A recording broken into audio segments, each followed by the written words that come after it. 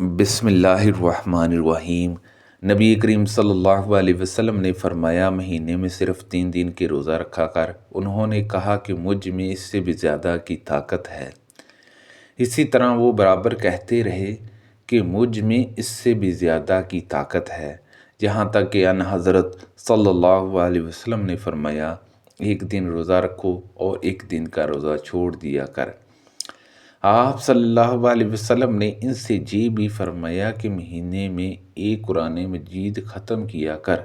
انہوں نے اس پر بھی کہا کہ میں اس سے بھی زیادہ کی طاقت رکھتا ہوں، اور برابر یہی کہتے رہے، جہاں تک کہ ان حضرت صلی اللہ علیہ وسلم نے فرمایا کہ 3 دن میں ایک قرآن ختم کیا کر۔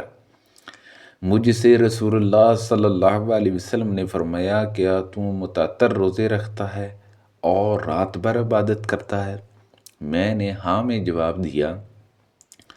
تو آپ صلی اللہ علیہ وسلم نے فرمایا، اگر تم یہی کرتا رہا تو آنکھیں دنس جائیں گی اور تو بے حد کمزور ہو جائے گا۔ یہ کوئی روزہ نہیں کہ کوئی زندگی بھر بلا ناگہ ہر روز روزہ رکھے 3 دن کا۔ ہر مہینے میں روزہ پوری زندگی کے روزے کے برابر ہے۔ میں نے اس پر کہا کہ مجھے اس سے بھی زیادہ کی طاقت ہے، تو آپ صلی اللہ علیہ وسلم نے فرمایا کہ پھر داؤد علیہ السلام کا روزہ رکھا کر۔ آپ ایک دن روزہ رکھتے تھے اور ایک دن روزہ چھوڑ دیتے تھے، اور جب دشمن کا سامنا ہوتا تو پیٹھ نہیں دکھلایا کرتے تھے۔ میں آپ کے والد کے ساتھ عبداللہ بن عمر رضی اللہ عنہما کی خدمت میں حاضر ہوا۔ انہوں نے ہم سے بیان کیا کہ رسول اللہ صلی اللہ علیہ وسلم کو میرے روزوں کے متعلق خبر ہوئی کہ میں مسلسل روزے رکھتا ہوں۔ آپ صلی اللہ علیہ وسلم میرے جہاں تشریف لائے اور میں نے ایک گدھا آپ صلی اللہ علیہ وسلم کے لیے بچھا دیا، جس میں کھجور کی چھال بھری ہوئی تھی، لیکن ان حضرت صلی اللہ علیہ وسلم زمین پر بیٹھ گئے اور تکیہ میرے اور آپ صلی اللہ علیہ وسلم کے درمیان ہو گیا۔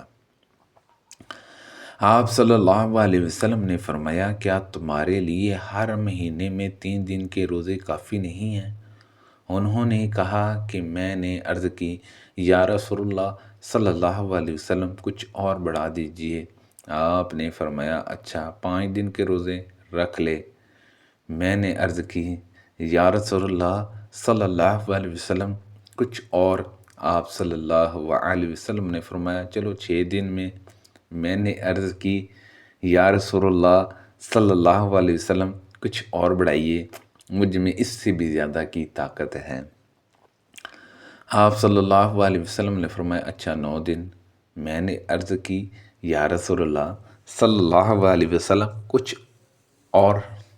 فرمایا، اچھا 11 دن۔ آخر آپ نے فرمایا کہ داؤد علیہ السلام کے روزے کے طریقے کے سوا اور کوئی طریقہ شریعت میں جائز نہیں، یعنی زندگی کے آدھے دنوں میں ایک دن کا روزہ رکھ اور ایک دن کا روزہ چھوڑ دیا کر۔ میرے خلیل صلی اللہ علیہ وسلم نے مجھے ہر مہینے کے 3 طریقوں میں روزہ رکھنے کی وصیت فرمائی تھی۔ اسی طرح چاشت کی 2 رکعتوں کی بھی وصیت فرمائی تھی، اور اس کی بھی کہ سونے سے پہلے میں وتر پڑھ لیا کروں۔ نبی کریم صلی اللہ علیہ وسلم سلیم رضی اللہ عنہا نامی ایک عورت کے جہاں تشریف لے گئے۔ انہوں نے آپ صلی اللہ علیہ وسلم کی خدمت میں کھجور اور گھی پیش کیا۔ آپ صلی اللہ علیہ وسلم نے فرمایا، یہ گھی اس کے برتن میں رکھ دو اور یہ کھجوریں بھی اس کے برتن میں رکھ دو، کیونکہ میں تو روزے سے ہوں۔ پھر آپ نے گھر کے ایک کنارے میں کھڑے ہو کر نفل نماز پڑھی اور سلیم رضی اللہ عنہا اور ان کے گھر والوں کے لیے دعا کی۔ سلیم رضی اللہ عنہا نے عرض کی کہ میرا ایک بچہ لاڈلا بھی تو ہے، اس کے لیے تو دعا فرما دیجئے۔ فرمایا، کون ہے؟ انہوں نے کہا، آپ صلی اللہ علیہ وسلم کا خادم انس رضی اللہ عنہ، پھر آپ صلی اللہ علیہ وسلم نے دنیا اور آخرت کی کوئی خیر بلائی نہ چھوڑی جس کی ان کے لیے دعا نہ کی ہو۔ آپ نے دعا میں یہ بھی فرمایا، اے اللہ اسے مال اور اولاد عطا فرما اور اس کے لیے برکت عطا کر۔ انس رضی اللہ عنہ کا بیان تھا کہ چنانچہ میں انصار میں سب سے زیادہ مالدار ہوں، اور مجھ سے میری بیٹی امنیہ نے بیان کیا کہ حجاج کے بصرہ آنے تک میری سلبی اولاد میں سے تقریباً 120 دفن ہو چکے تھے۔ ہم سے ابن ابی مریم نے بیان کیا، انہیں جہجیہ نے خبر دی، کہا کہ مجھ سے حمید نے بیان کیا اور انہوں نے انس رضی اللہ عنہ سے سنا۔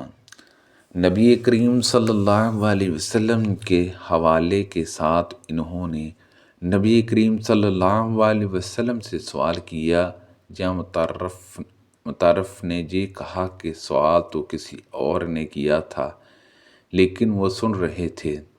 ان حضرت صلی اللہ علیہ وسلم نے فرمایا، اے ابو فلاں، کیا تم نے اس مہینے کے آخر کے روزے رکھے؟